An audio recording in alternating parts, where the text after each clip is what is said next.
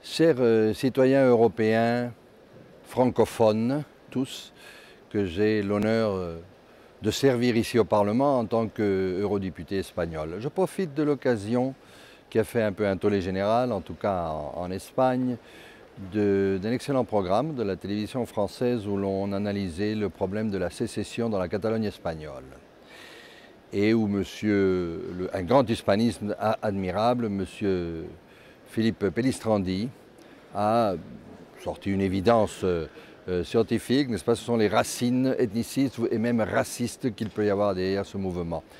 Je profite de cette occasion pour prévenir et augmenter l'information de mes électeurs, mes citoyens, mes co-citoyens francophones, pour dire, j'ai fait moi-même des études, et j'aurai l'honneur de le lui soumettre, pour voir un petit peu comment ça se passait dans ce sécessionnisme où l'on observe dans ces études démographiques que si bien plus de la moitié de la population espagnole, dans la région catalano-espagnole, a un nom de famille tout à fait générique, Garcia, Lopez, etc., on ne trouve des noms de famille réellement catalano-levantins qu'en 10e place et plus loin. Donc nous parlons d'une société tout à fait intégrée, multiculturelle.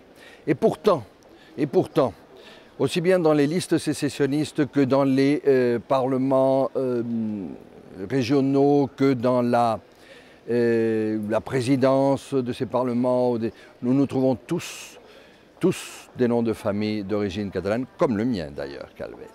Ce qui veut dire qu'il s'agit bien d'une agitation sur des bases absolument sectaires, pour ne pas dire racistes, d'une frange de la population, d'une oligarchie.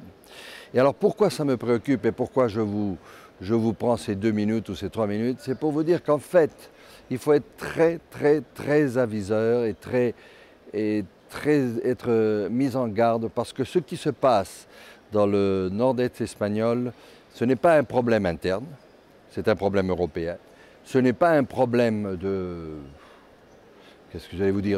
distribution territoriale. C'est un problème de valeurs européennes, c'est un problème de démocratie, où l'on voit surgir sur des racines inévitablement, parce que à la fin, pourquoi vous allez dire que, je ne sais pas, par exemple, je parle à la France, la Bourgogne tout d'un coup veut être indépendante, qu'est-ce qu'il va falloir trouver pour que la Bourgogne soit indépendante?